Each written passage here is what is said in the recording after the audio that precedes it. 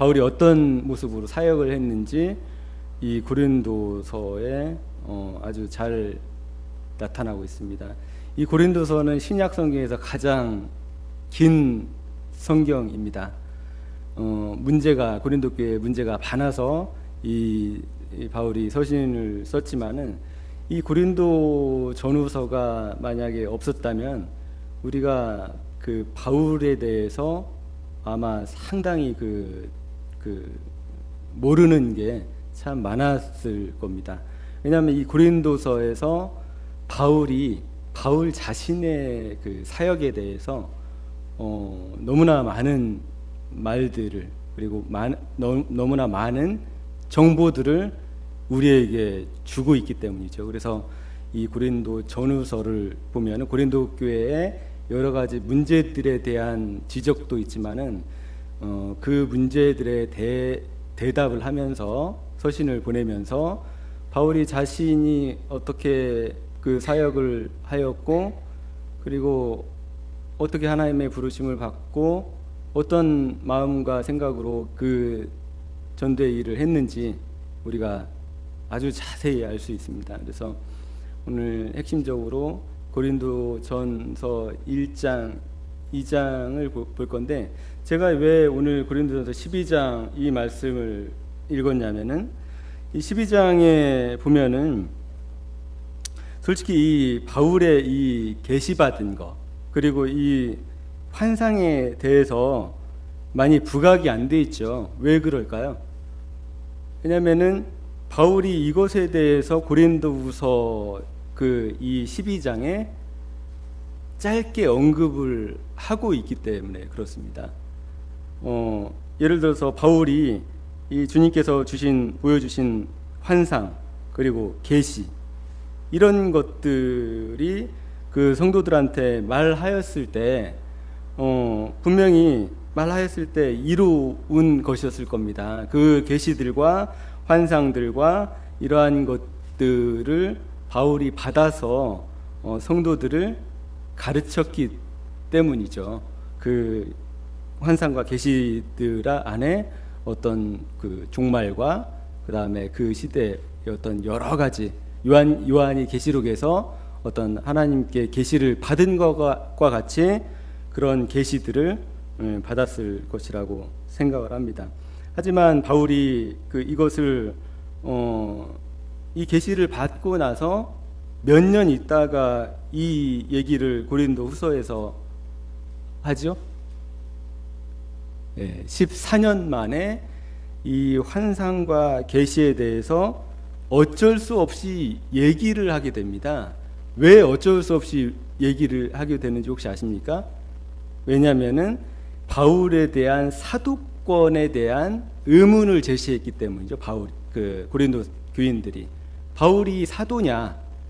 왜냐하면은 예수님을 그 당시에 다른 사도들은 예수님의 제자들이었고 예수님께 가르침을 받았고 실제로 예수님과 동행했던 그런 사람들인데 바울은 예수님의 제자가 아니었고 실제로 예수님과 동행하거나 어떤 그런 사람이 아니었죠.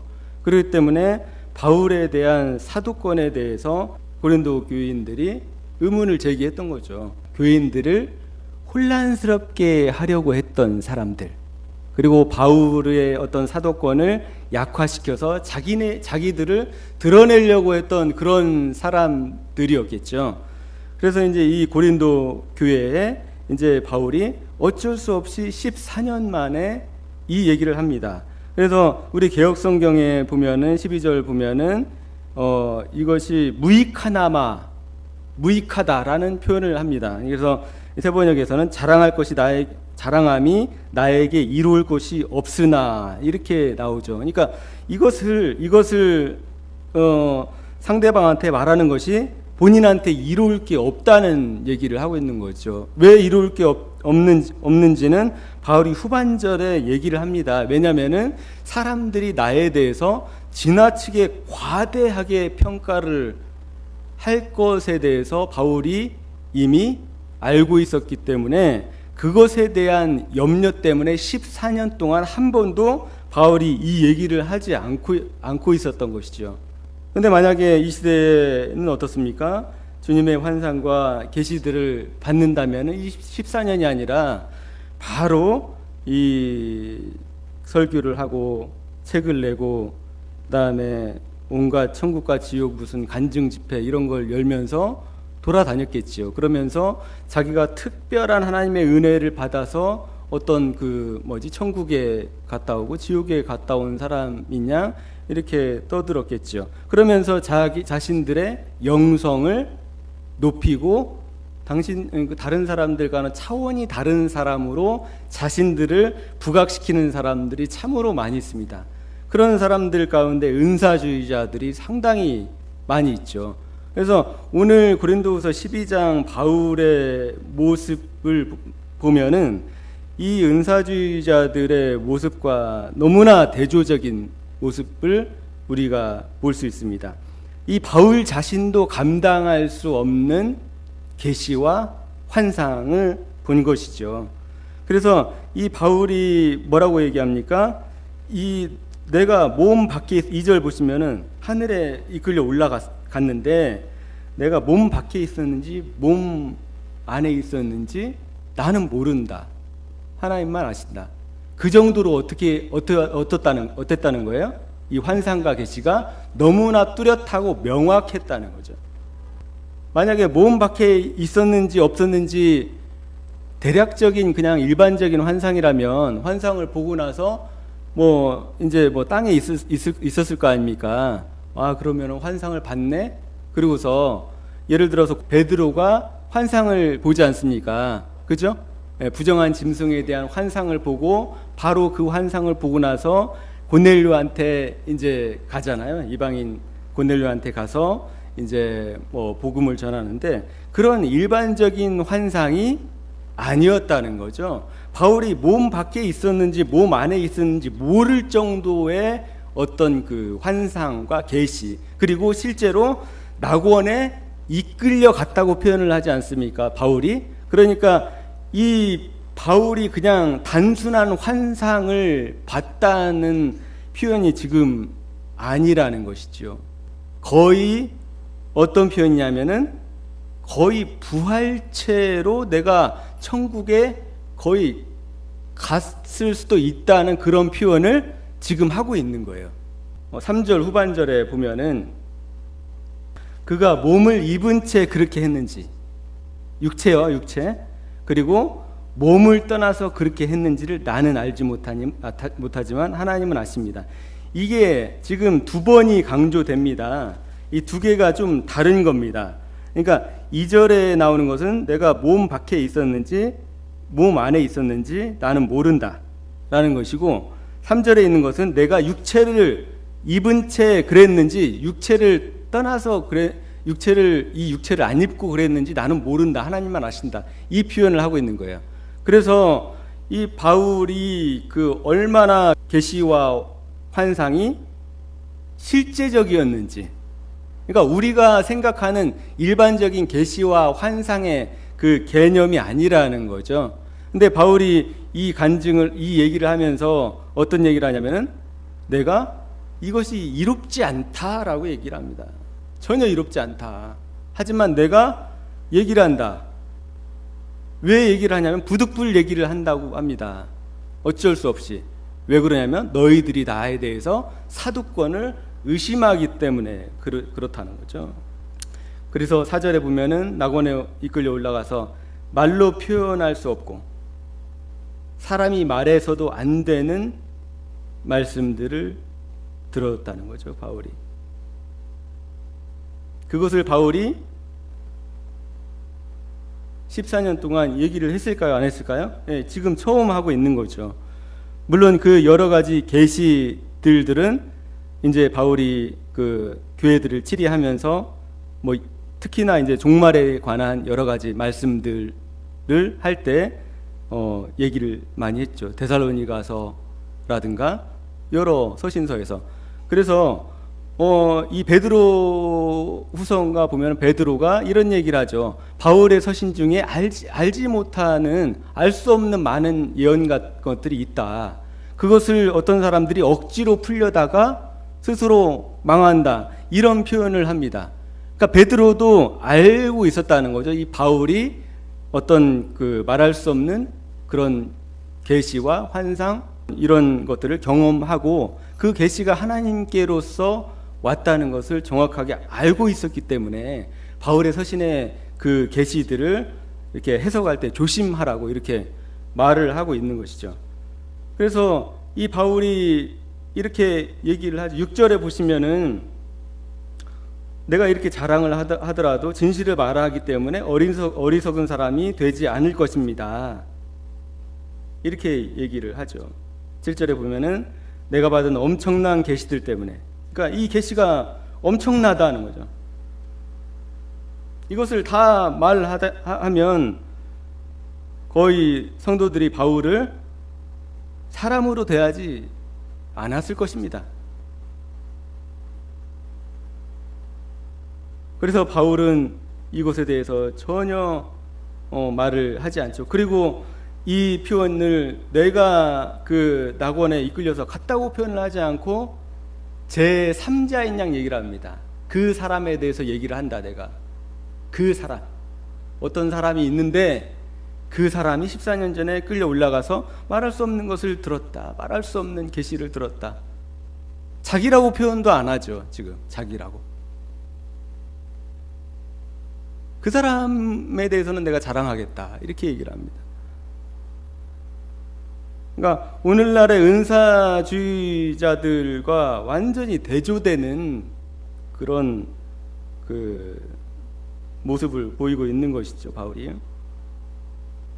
그래서 그런 엄청난 계시들 때문에 하나님께서 몸에 가시를 주셨다.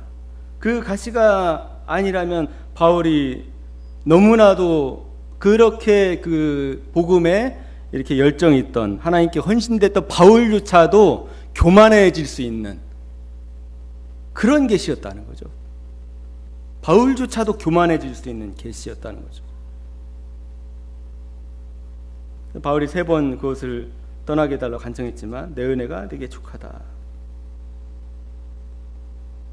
내 능력은 약한 데서 완전하게 된다 라고 하시면서 하나님이 그 가시를 제거해 주지 않으십니다.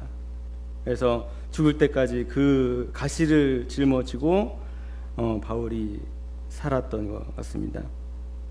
그래서 바울이 뭐라고 합니까? 10절에 보면은 그리스도를 위하여 병약함과 모욕과 궁핍과 박해와 곤란을 겪는 것을 내가 기뻐한다. 그런 것들을 내가 받고 당할 때 그때 내가 강해진다 라고 표현을 하고 있습니다. 그래서 11절에 나는 어리석은 사람이 되어버렸습니다. 이 표현이 어디에 대한 그 표현이냐면요,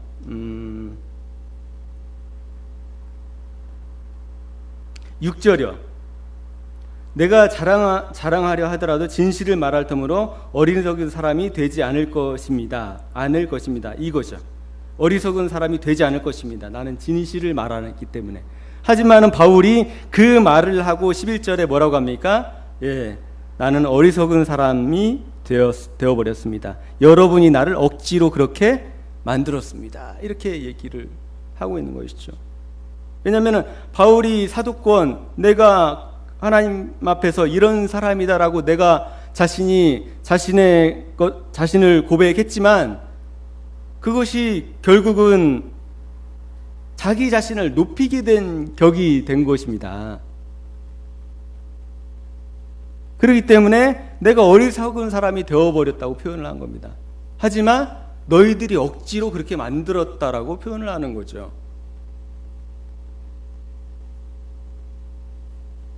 이 바울보다 이 더 큰 사람들이 이 시대에 참 많이 있습니다.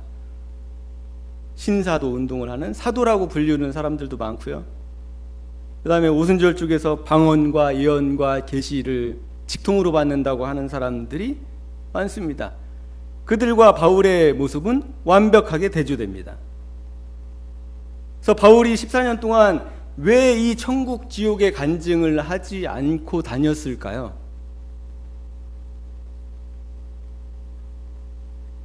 이 고린도서를 보면은 이 바울이 가장 중요하게 생각했던 것이 무엇인지 명확하게 드러나는데, 그것이 고린도후서 1장 2장에 나타납니다. 이 고린도서는 바울이 기록을 했습니다. 그 2차 선교 여행을 했을 때 고린도 교회에서 18개월 동안 바울이 사역을 했습니다. 고린도 교회를 아테네 옆에예요. 그러니까 그곳에서 교회를 세우고, 그리고 많은 사람들을 구원받게 하고 교회를 세운 거죠. 그 열매들이 고린도 교인들인 것이죠. 그래서 이 보면은 사도행전 18장 11절 보면은 바울은 그들 가운데서 하나님의 말씀을 가르치면서 1년 6개월 동안 머물렀다. 이것이 바로 고린도에 체류했던, 이곳 고린도에 체류하면서 하나님의 말씀을 가르쳤던 것을 말하고 있습니다. 그래서 이 2차 선교 여행 때 고린도 교회를 목회를 하면서 바울이 고린도 교회를 성장시키고, 그리고 바르게 세워놨는데 여러 가지 문제가 있어서 이 고린도 전후서는 이제 3차 선교 여행 때 바울이 이 편지를 보내게 됩니다. 마지막 선교 여행 때. 그래서 이 고린도전서가 언제 기록이 됐냐면은 AD 55년 말이나 56년 초순에 기록되어 있습니다. 그 다음에 고린도후서는 56년 말경에 기록이 되었다는 것이죠. 그래서 바울이 고린도 그 지역을 한번 살펴보면 여기가 예루살렘입니다. 예루살렘, 여기서 이제 여기가 다메섹, 바울이 예수님이 이제 바울을 만나 주신 곳이죠. 그래서 여기가 안디옥이고, 쭉 보면은 여기가 이제 고린도 지역입니다.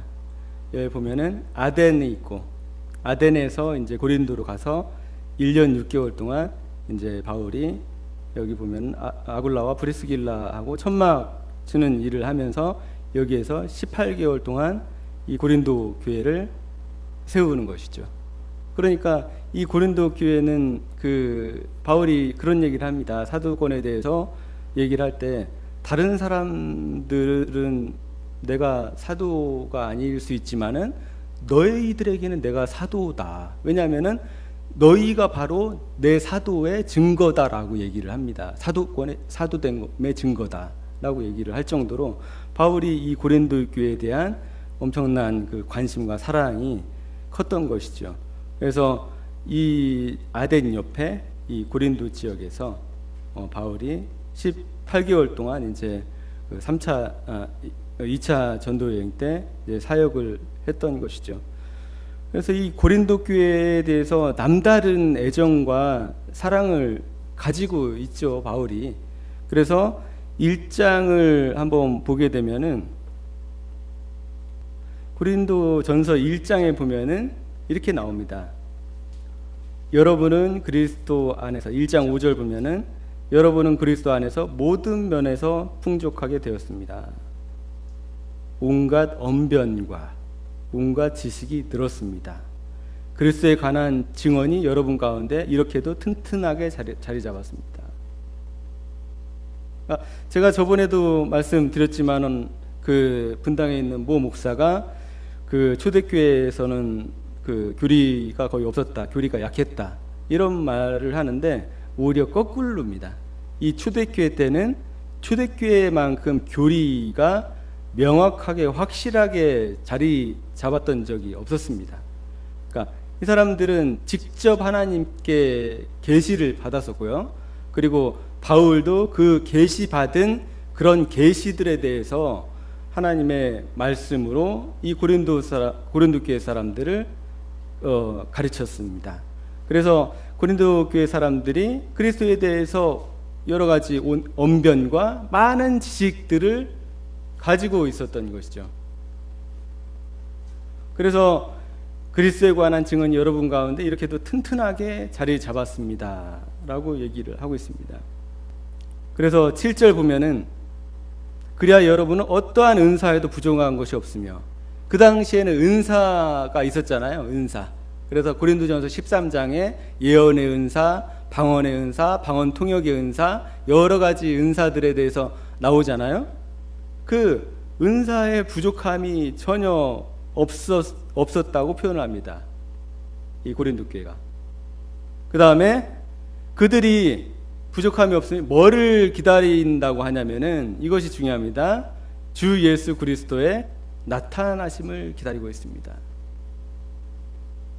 그 다음에 8절에 또 우리 주 예수 그리스도께서 나타나실 때에 여러분이 흠잡을 데 없는 사람을 설 수 있도록 여러분을 주님께서 튼튼히 세워주실 것입니다.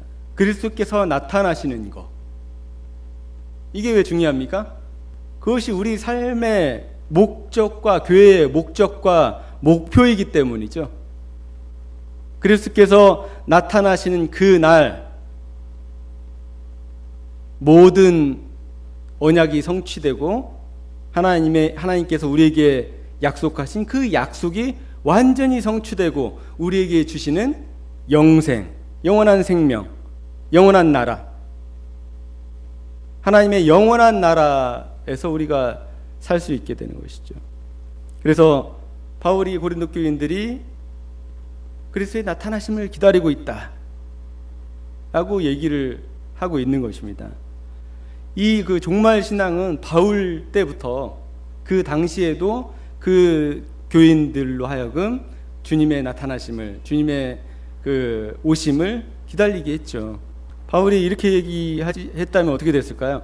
지금 안 오시고 예수님은 한 2000년 후에 오실 거야 이랬다면 교회가 어떻게 됐을까요? 졸며 자겠죠. 야, 1999년이나 남았어 이렇게 얘기하면서 아직 멀었어 그러면서 이제 졸며 다 잘 잤을 것입니다. 하지만은 그리스도의 나타나심을 기다렸다는 거죠, 이 고린도 교회가. 그리스도께서 나타나심을 기다리지 않으면 어떻게 됩니까? 둘 중에 하나죠. 우리가 그리스도께 가는, 둘 중에 하나가 기다리는 거죠. 그래서 1장부터 이 바울이 고린도 교회가 이 그리스도의 나타나심을 기다리고 있다 이렇게 표현을 하고 있습니다. 그 다음에 이제 고린도전서 1장 11절을 한번 보시겠습니다.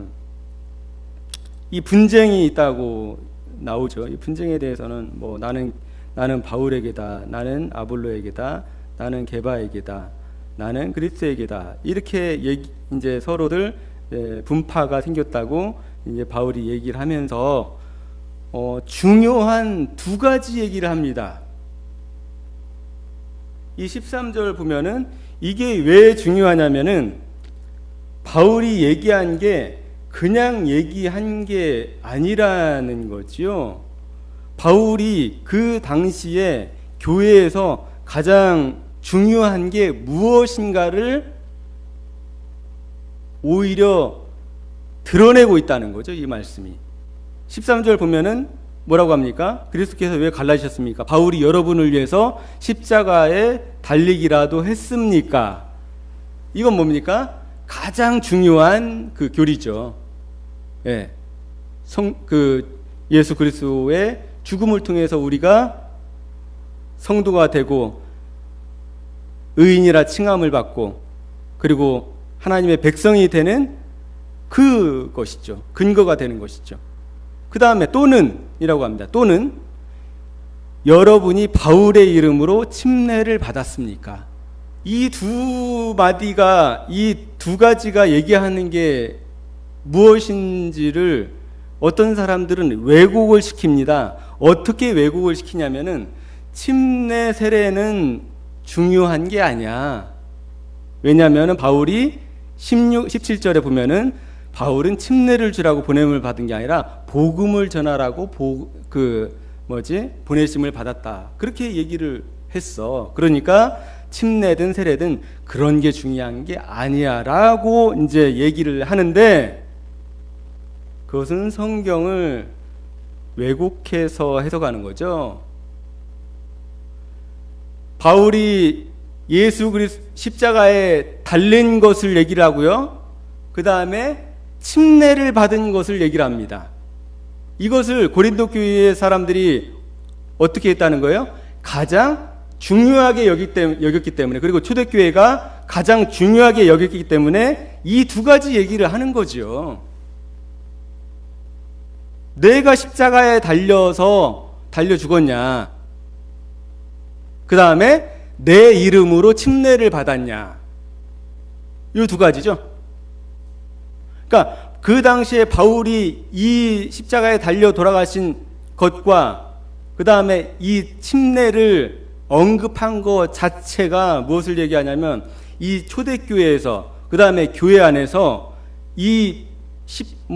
주님께서 십자가에 달리신 것을 말할 것도 없고, 그 다음에 중요했던 것이 침례였다는 것이죠.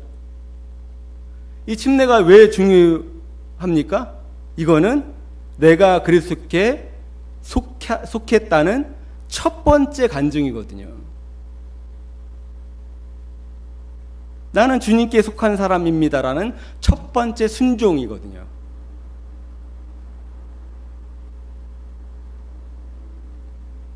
그래서 이 첫 번째 순종을 하지 않은 사람에게는 그 당시에는 어떠한 성도의 권리도 주어지지 않았었죠. 그래서 미국의 침례교회라든가 오늘날 장로교회도 마찬가지죠. 이 세례나 침례를 받지 않은 사람들한테는 이 성찬을 금하게 하는 것이죠. 근데 우리나라가 장로가 많이 있기 때문에 세례로 돼 있지만은 원어 자체가 침례라고 제가 말씀을 드렸죠. 세례와 침례에 대한 그 강의에서 분명히 고증을 통해서 침례가 맞는 것인지 세례가 맞는 것인지 분명히 말씀을 드렸습니다. 그러니까 이게 이제 어떻게 보면은 바울이 말한 이것이 어떻게 보면은 그리스도인이 되는 순서를 얘기하고 있는 거하고 똑같죠. 십자가에 못 박히신 예수 그리스도를 내 구주로 영접하고 그 다음에 예수 그리스도의 이름으로 침례를 받는 것. 바울이 가장 중요한 이 신약교회의 핵심적인 교리를 지금 반문하면서 얘기를 하고 있는 것이죠. 그래서 17절에 그리스도께서 침례를 주라고 나를 보내신 것이 아니라 복음을 전하라고 보내셨습니다. 이 얘기는 뭡니까? 가장 중요한 것이 뭐라는 거예요? 예수께서 십자가에 달리신 것이 가장 중요하다는 얘기를 하는 거죠. 하지만은 바울이 침례에 대해서 그것은 받아도 되고 안 받아도 됩니다. 이렇게 얘기를 하고 있는 게 아니죠. 오히려 뭐라고 하고 있습니까? 너희가 내 이름으로 침례를 받았냐. 바울이 누구를 드러내고 있습니까? 십자가에 달린 것도 예수 그리스도시요. 그 다음에 침례를 받는 이름도 예수 그리스도의 이름으로 침례를 받는다는 얘기를 하고 있는 것이죠. 그잖아요. 동일하게 침례를 받는 이 근거도 예수 그리스도시고 십자가에 못 박혀 달리신 근거도 예수 그리스도시라는 거죠. 오직 예수 그리스도 편에 예수 그리스도께만 속한 사람이 되어야 된다는 걸 얘기하는 것이죠. 그래서 바울이 보면은 스데반 가족에게 침례를 주었다. 그 밖에는 다른 누구에게 침례를 줬는지 나는 모른다라고 얘기를 하고 있는 겁니다. 다른 가족들은 다른 사도들이나 다른 어떤 지도자들, 목회자들이 주었겠죠. 하지만은 바울은 복음을 전하는 것에 전심전력했다는 거죠. 왜냐하면은 복음이 없다면 그 다음에 뭐가 없어요? 네, 침례도 없는 것입니다. 복음이 없으면 침례도 없어요. 그리고 복음은 구원의 완전한 조건이지만은 침례는 완전한 조건이 아니기 때문에 그런 거죠. 우리가 이 말씀을 통해서 배워야 될 게 뭡니까? 예수 그리스도의 이름으로 침례를 받아야 된다는 거예요. 먼저는 십자가에 달리신 예수 그리스도를 우리 구주로, 내 구주로 인정하고 고백하고, 그것이 첫 번째고, 그 다음에 예수 그리스도의 이름으로, 성부, 성자, 성령의 이름으로 침례를 받아야 된다는 것이죠. 그것이 그리스도인의 신약교회의 표입니다. 그러지 않고는 그리스도인이라고 할 수가 없는 것이죠.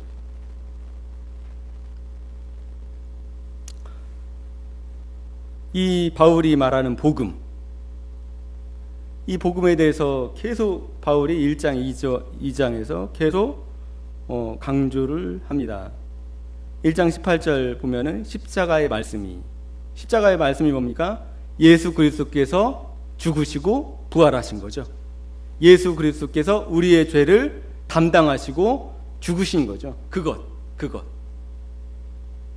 그것이 멸망하는 자들에게는 어리석은 것이다. 하지만 구원을 받는 우리에게는 하나님의 능력이다. 이 보면은 바울이 계속해서 강조하는 것이 십자가에 돌아가신 것, 예수 그리스도께서 십자가에 돌아가신 것, 그것이 복음의 핵심이기 때문에 바울은 모든 성경 전체에서 이 십자가에 대해서만 얘기를 합니다. 이 십자가 외에 내가 얘기하지 않기로, 전하지 않기로 결정했다라는 표현까지 바울이 사용합니다. 그런데 그 십자가의 말씀이 지혜로운 자들과 총명한 자들이 받아들일 수 없는 것이라고 얘기를 하죠. 세상적으로 지혜롭고 총명한 자들은 이게 말도 안 되고 어리석은 것이라고 이제 얘기한다는 것이죠. 현자들, 20절에 보면 현자가 어디 있습니까? 현자, 지혜를 찾는 사람. 학자가 어디 있습니까? 많이 배운 사람. 변론가가 어디 있습니까? 어떤 거에 대해서 논리적으로 따지고 이렇게 하는 사람들. 따지고 뭔가를 진실과 진리를 드러낸 사람이 어디 있습니까? 하나님께서 이 세상의 지혜를 어리석게 하신 것 아닙니까? 그래서 이 세상 지혜로는 하나님을 알지 못하게 하신 것이 하나님의 지혜라고 얘기를 하고 있어요. 21절에 보면. 그죠? 그런 지혜로, 그러니까 현자의 지혜, 학자의 지혜, 그 다음에 변론가의 지혜로 하나님을 알지 못하게 하는 것이 하나님의 지혜가 그렇게 하도록 한 거라고 얘기를 하는 거죠.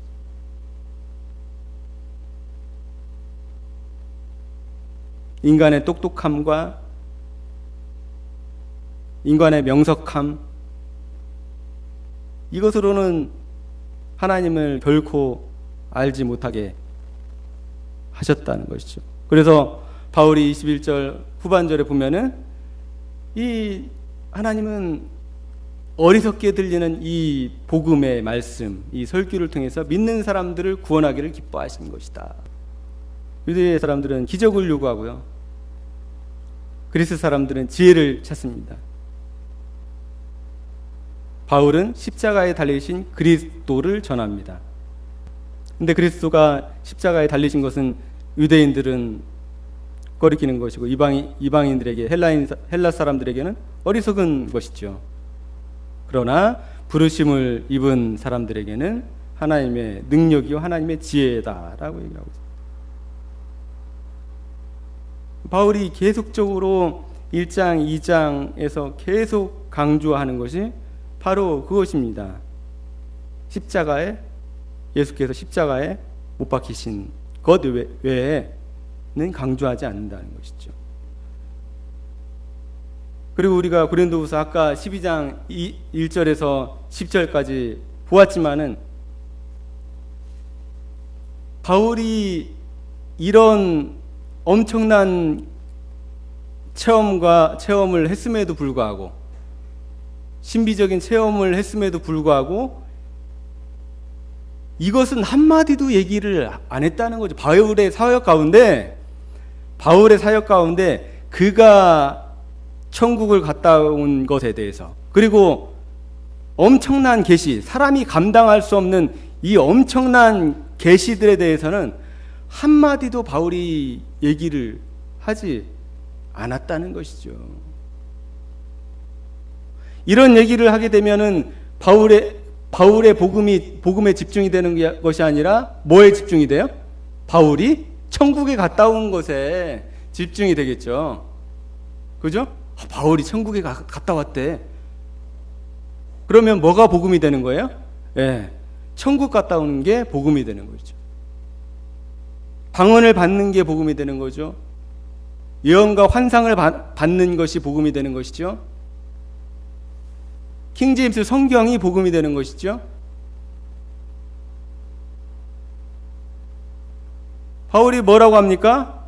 계속적으로 십자가에 못 박히신 예수 그리스도에 대해서만 강조를 합니다. 바울의 모든 서신서에서 이런 신비적인 체험들에 대해서 강조하는 구절이 전혀 없습니다.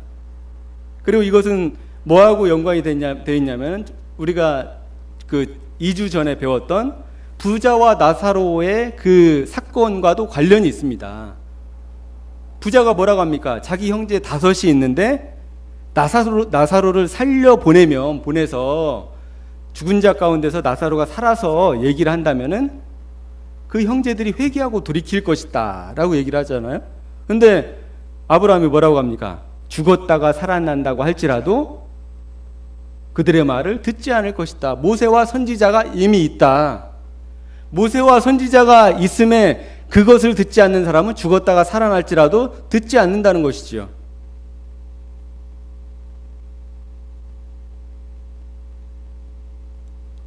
그것과 지금 고린도후서 12장 1절에 바울이 체험한 이 엄청난 환상과 계시가 관계가 되어 있는 거죠. 성경적으로. 하나님은 죽은 사람을 살려서 일하지 않으십니다. 하나님은 어떤 사람을 천국에 보내고 지옥에 보내서 그 간증으로 일하지 않으십니다. 뭘로 일을 하십니까? 복음에 미련한 것, 십자가. 예수 그리스도께서 너희를 위해서, 우리를 위해서 십자가에 못 박히시고 부활하셨다는 그것만 얘기를 하는 거죠. 왜냐하면 그것이 가장 중요한 사건이기 때문에, 그것만이 영원한 생명을 얻을 수 있는 근거가 되기 때문에. 그래서 오늘날의 계시와 환상과 은사와 사도적인 것들을 주장하는 사람들, 이런 사람들은 바울의 정신이 아니라 성경의 기록이나 성경이 말하는 그 의미와 아주 거리가 먼 사람들이죠.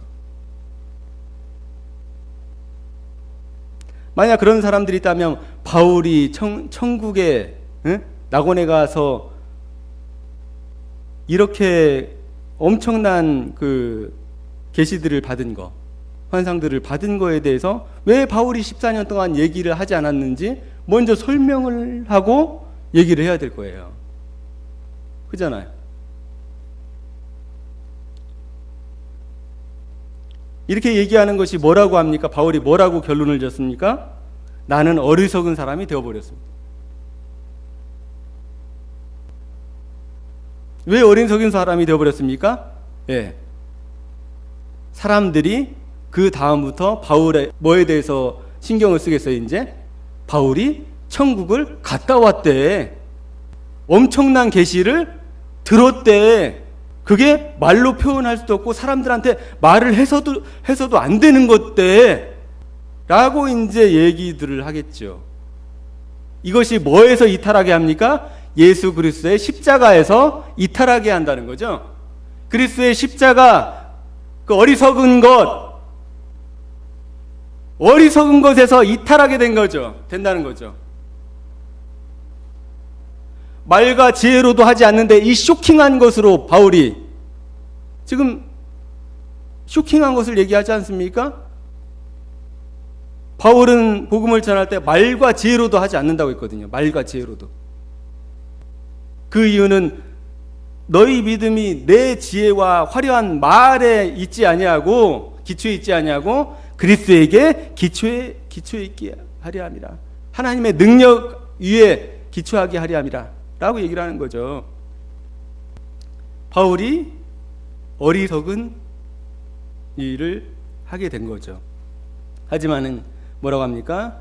그것은 나를 억지로 그렇게 너희들이 만들었다 라고 얘기를 하는 겁니다.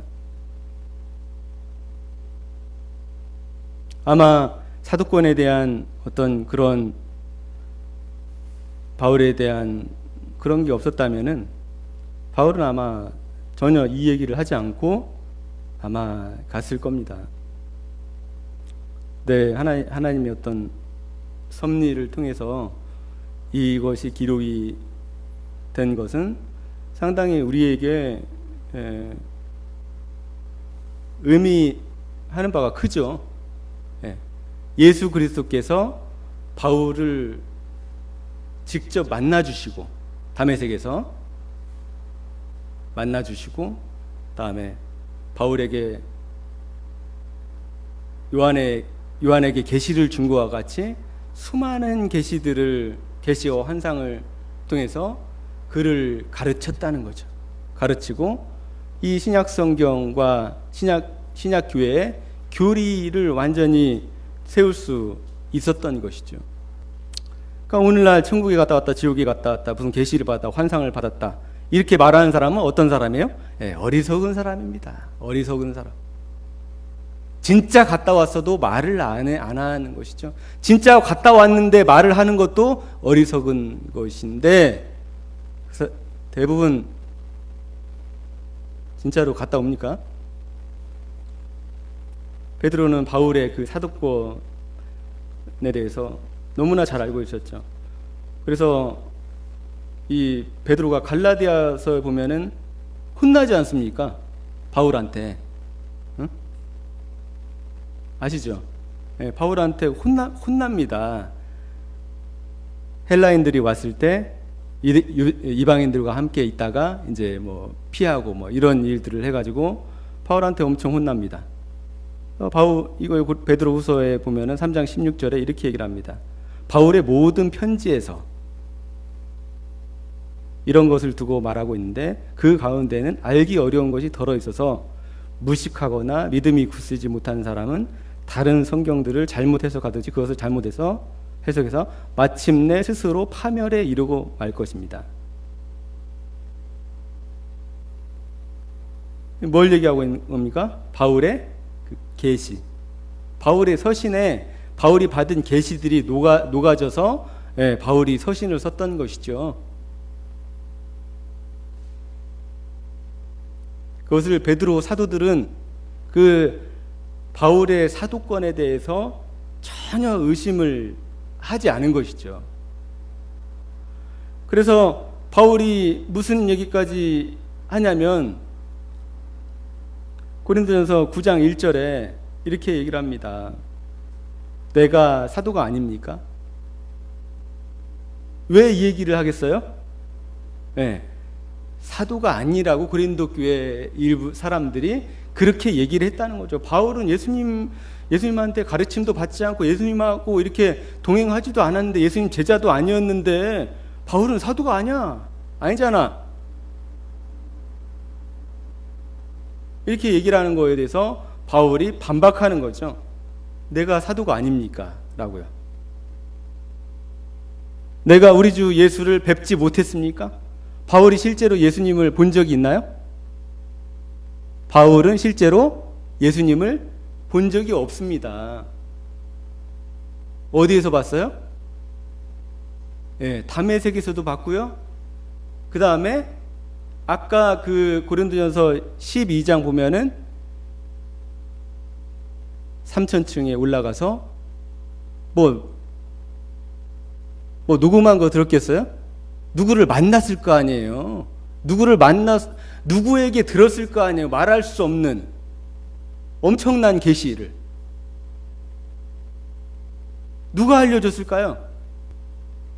담메색에서 예수님을 뵙기도 했겠지만은 바울은 천국에 가서도 예수님을 뵙고 왔을 거라고 생각을 합니다. 그래서 바울이 이렇게 당당하게 얘기를 하는 거죠. 내가 우리 주 예수를 뵙지 못했습니까?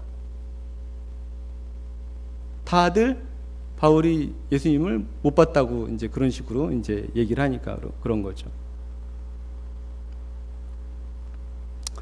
2절에 보면은 다른 사람에게는 내가 사도가 아닐지라도 여러분에게는 사도입니다. 여러분은 주님 안에서 나의 사도직을 보증하는 표입니다. 왜냐하면은 바울이 18개월 동안 그 고린도 교회에서 그 사람들에게 복음을 전해서 구원받게 해서 그 교회를 세웠기 때문에 그런 것이죠. 너희들이 사도직을 보증하는 표다. 너희들 자신이.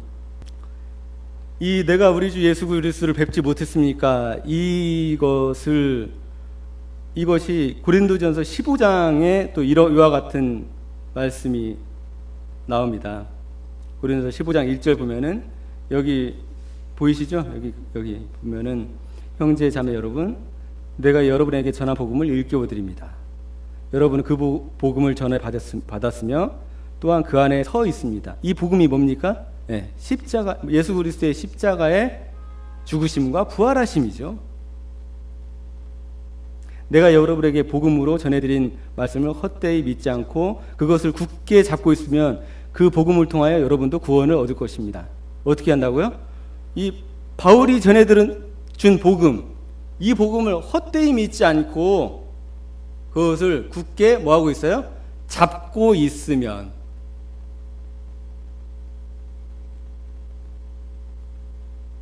여러분이 구원을 받을 것입니다. 아무리 바울이 복음을 전했다 할지라도 그것을 헛되이 믿게 되면 어떻게 됩니까? 구원을 못 받는 거죠. 3절에 보면은 바울이 이렇게 얘기하잖아요. 나도 전해받은 중요한 것을 여러분에게 전해드렸습니다. 전해받은 것. 그것은 고 그리스도께서 성경대로 우리 죄를 위해서 죽으셨다는 것과, 그죠? 이게 복음의 핵심이잖아요. 성경대로, 그러니까 구약이죠. 여기에서 말하는 성경은 구약의 예언대로 우리를 위해서 죽으신 것과 화목제로, 희생제로, 제물로. 그 다음에 무덤에 묻히셨다는 것과, 그 다음에 부활하셨다는 것. 이것이 복음의 핵심입니다. 왜냐하면 우리 죄를 위해서 죽으시고 우리에게 칭의를 베푸시는 거죠. 그 다음에 무덤에 묻히시고 사흘 만에 살아나셨다는 것은 뭡니까? 죽은 자의 첫 열매가 되신 거죠. 그래서 우리에게 어떤 것을 주십니까? 예, 부활을 주시는 거예요. 부활의 소망. 그것이 복음의 핵심이잖아요. 그다음에 5절 보면은 게바에게 나타나시고 다음에 12제자에게 나타나시고 그다음에 6절 보면은 한 번에 500명이 넘는 형제 자매들에게 나타나셨다고 합니다. 한 번에. 그 가운데 더러는 세상을 떠났지만 대부분은 지금 살아 있습니다. 그때가 몇 년도니까요? 55년, 56년이잖아요. 예수님 돌아가신 지 얼마 안 된 시점이잖아요. 그러니까 그 증인들이 여전히 살아 있다는 거죠. 그래서 기독교의 복음이 어떻게 2000년이 흘렀음에도 불구하고 사라지지 않고 지금까지 올 수 있었냐면은, 그리고 그 당시에 로마의 그 엄청난 핍박과 로마 황제들의 엄청난 핍박과 그 박해들을 어떻게 견딜 수 있었냐면은 이 사람들의 증인이 있었기 때문인 거죠. 증인들, 수많은 증인들, 예수 그리스도가 죽으신 것을 분명히 봤음에도 불구하고 예수 그리스도께서 분명히 살아계심을 봤다는 거죠, 이 사람들이. 그러니까 그 믿음이 이 시대의 믿음과 같을 수가 있었겠냐고요. 실제로 부활을 목격한 사람들이 실제로 살아서 그 믿음을 지탱하고 있었잖아요. 이 고린도 교인들이 이 바울이 전도 여행을 할 때 어떻게 해서 그렇게 수많은 사람들이 복음을 전해 듣고 예수 그리스도를 믿었을까요? 증인들 때문에 그런 거죠. 증인들 때문에. 예수 그리스도께서 실제로 부활하신 것을 목격하고 본 증인들이 살아 있었기 때문에 그런 거죠. 그래서 그 증인들과 증거들과 그런 것들이 거짓이 아니었기 때문에 이 기독교가 지금까지 올 수 있었던 것이죠. 예수 그리스도께서 십자가에 못 박히신 것이, 그 다음에 부활하신 것이, 모든 것이 거짓이었다면 이 기독교는 몇십 년 가지 못해서 아마 없어졌을 겁니다. 이 당시에 증인들이 남아서 예수 그리스도의 부활을 목격한 사도들과 증인들이 남아 있었기 때문에 이 당시에 그들의 믿음을 우리가 거의 따라갈 수 없는 수준인 거죠. 7절에 보면은 다음에 야고보에게 나타나시고 그 다음에 모든 사도들에게 나타나셨습니다. 그리고 맨 나중에 다리 차지 못하여 난 자와 같은 나에게도 나타나셨습니다. 그러니까 고린도전서 9장 1절에 내가 우리 주 예수 그리스도를 뵙지 못했습니까? 라는 것에 대해서 고린도전서 15장 1절에서 뭐라고 하고 있습니까? 나에게도 예수께서 나타나셨다. 내가 부활하신 예수를 봤다. 라고 얘기를 하고 있는 거죠. 9장 14절 밑에 한번 보시면은 바울이 쭉 얘기하면서 이와 같이 주님께서도 복음을 전하는 사람들이 복음을 전하는 일로 살아가라고 지시하셨습니다. 그러나 나는 이런 권리를 조금도 행사하지 아니하였습니다. 제가 저번에 말씀드렸죠. 바울은 자기가 사용할 권리를 조금도 사용하지 않았습니다. 그 이유는 딱 한 가지였습니다. 또 나에게 그렇게 하여달라고 이 말을 쓰는 것도 아닙니다. 그렇게 하느니 차라리 내가 죽는 편이 낫겠습니다. 바울이 막 결연한 의지로 얘기를 하는 거죠. 난 지금까지 너희의 도움을 받지 않고 내가 지금까지 복음 전한 일을 위해서 헌신하고 고생하고 일을 했다. 하지만은 성경에 봐봐라. 복음 전하는 자가 복음 전하는 일로 내가 녹을 먹는 것이 너무나 당연하고 자매를 데리고 다니는 것이 너무나 당연함에도 불구하고 그런 것들을 전혀 하지 않았다. 그런 권리조차 내가 챙기지 않았다. 이렇게 얘기하는 것은 뭐예요 지금? 그렇게 해달라고 하는 것이 아니라 내가 그렇게 일했다는 것을 바울이 뭐 하고 있는 거예요? 고린도 교인들한테? 예. 다시 생각나게 하는 거죠. 내가 어떻게 너희들한테 복음을 전했는지 생각을 해봐라. 그래서 바울이 그것을 자랑거리라고 생각해요. 그렇게 아무 도움 없이 자기가 일해서 복음을 전한 것을 그 자랑거리를 헛되지 않게 하고 싶다는 거죠, 바울이. 16절이 중요합니다. 내가 복음을 전할지라도 그것이 나에게 자랑거리가 될 수 없습니다. 나는 어쩔 수 없이 그것을 해야만 합니다. 어떻게 해요? 어쩔 수 없이. 내가 복음을 전하지 않으면 뭐가 미칠 거라고요? 나에게 화가 미칠 것입니다. 왜 화가 미칩니까? 지옥에 갈 바울을 하나님의 특별한 은혜와 은총으로 완전히 선택해 주셨기 때문에. 그래서 바울이 보세요. 17절에 내가 자진해서 이 일을 하면 삭슬 받을 것입니다. 근데 바울이 뭡니까? 자진해서 하는 게 아닙니다. 하나님의 하나님이 자기를 불러 시켰기 때문에 어쩔 수 없이 해야만 합니다. 그러죠? 어쩔 수 없이 해야만 합니다. 내가 복음을 전하지 않으면 내게 화가 미칩니다. 이게 농담 같으세요? 내가 마지못해서 하면 직무를 따라한 것입니다. 뭐라고 합니까? 하나님께 받은 직무예요. 바울이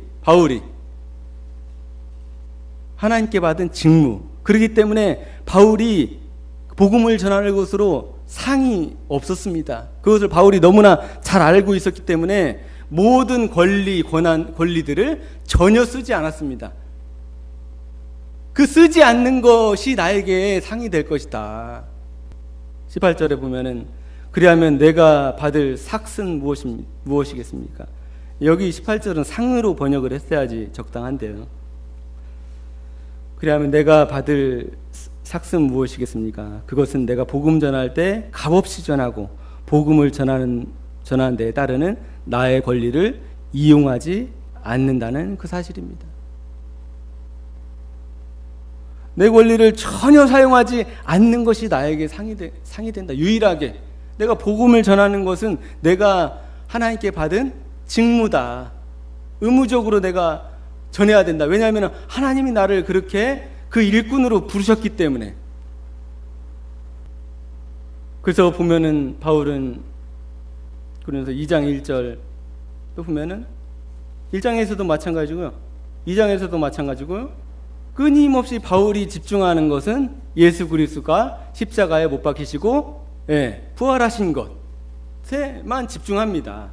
그것이 복음의 핵심이거든요. 그것에서 눈을 곁길로 돌리게 하는 것은 다른 복음입니다.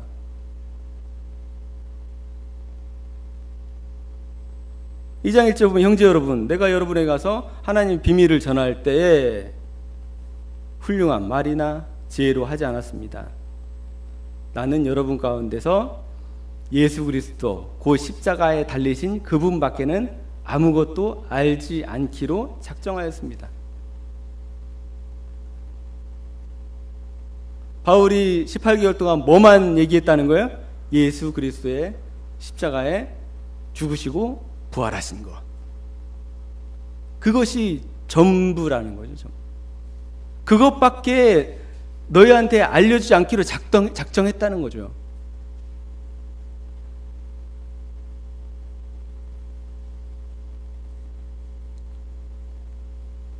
3절부터 5절 보면은 그것이 바울이 두려워 떨었다고 합니다. 여러분과 함께 있을 때 고린도 교회에 같이 사역을 하실 때 나는 약하였으며 두려워하였으며 무척 떨었습니다. 나의 말과 나의 설교는 죄에서 나온 그럴듯한 말로 한 것이 아니라 성령의 능력이 나타낸 증거로 한 것입니다. 그것은 여러분의 믿음이 사람의 지혜에 기초해 있지 않고 하나님의 능력에 바탕을 두게 하려는 것입니다. 이게 바탕 좀 그런데 아무튼 하나님의 능력 위에 있게 하려고 하는 거라. 내가 사람의 화려한 말과 언변으로 하지 않았다. 오직 십자가, 예수 그리스도의 십자가에 달리신 예수 그리스도의 십자가밖에 얘기를 하지 않았다. 그것이 이제 가장 최고의 지혜라고 바울이 얘기를 하죠. 6절 보면 그러나 우리는 성숙한 사람들 가운데서는 지혜를 말합니다. 그런데 이 지혜는 이 세상의 지혜가 뭡니까? 이 세상 사람들이 가지고 있는 많은 지혜, 그 다음에 멸망하여 버릴 자들인 이 세상 통치자들의 지혜. 이 보통 세상 통치자들이 어떤 사람들이 됩니까? 똑똑한 사람들이 되죠. 똑똑한 사람들. 우리는 비밀로 감춰져 있는 하나님의 지혜를 말합니다. 그것은 하나님께서 우리를 영광스럽게 하시려고 영세전에 미리 정하신 지혜입니다. 이 세상 통치자들 가운데는 이 지혜를 아는 사람이 하나도 없습니다. 그들이 알았더라면 영광의 주님을 십자가에 못 박지 않았을 것입니다. 지금 바울이 이 얘기를 하는 건 뭐냐면 예수 그리스도 그분이 하나님의 아들이라는 거죠. 하나님의 본체가 이 땅에 오신 것 자체가 너무나 큰 지혜라는 거죠. 그것을 이 세상 사람들, 세상 지혜로 세상 통치자들이 전혀 알 수 없었기 때문에 예수님을 십자가에 못 박았다는 거죠. 가장 중요한 구절입니다. 성경에 기록한 바, 그것이 이제 하나님이 눈으로 보지 못하고, 눈은 있으나 보지 못하고 귀로 듣지 못한 것들, 사람의 마음에 떠오르지 않는 것들을 하나님께서는 자기를 사랑하는 사람에게 마련해 주셨다 한 것과 같습니다. 하나님이 누구를 사랑하는 사람에게 마련해 주신다고요? 네. 하나님 자신을 사랑하는 사람들에게 그 지혜를 보이신다는 거죠. 그 지혜가 뭡니까? 복음이죠, 복음. 복음이 믿어지는 거죠. 그것이 내 것이 되는 거죠.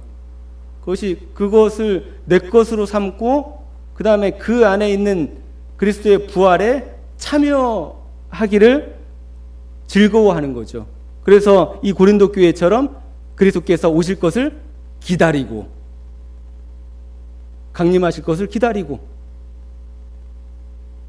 아니면은 몸을 떠나 하나님께 가는 그 소망을 가지게 되는 것이죠. 영원한 나라에 대한 참된 소망, 이것들을 가지게 되는 것이죠. 그래서 오늘 고린도전서 1장 2장을 봤는데, 바울이 1장 2장에서 가장 중요하게 생각하는, 물론 이제 모든 그 바울의 서신서에서 가장 중요한 것들은 예수 그리스도의 십자가입니다. 근데 오늘 우리가 주목해서 봐야 될 것은, 이 바울이 그 십자가에 주목해야 될 그 시선들이 모든 사람들에게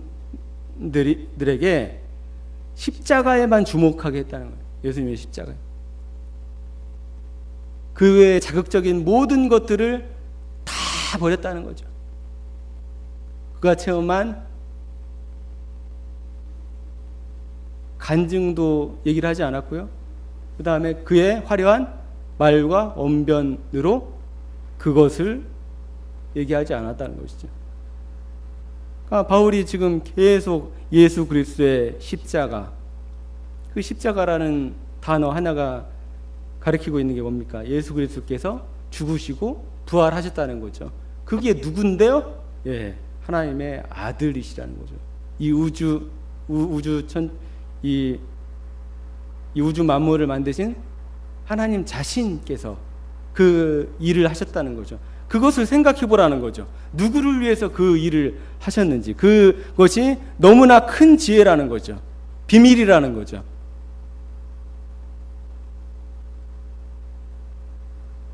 그것이 바로 우리를 위해서 행하신 하나님의 일이죠.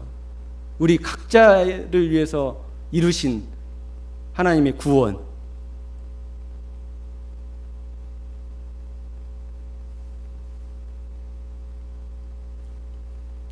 오늘은 고린도전서 1장 2절을 2장에 대해서 살펴봤습니다.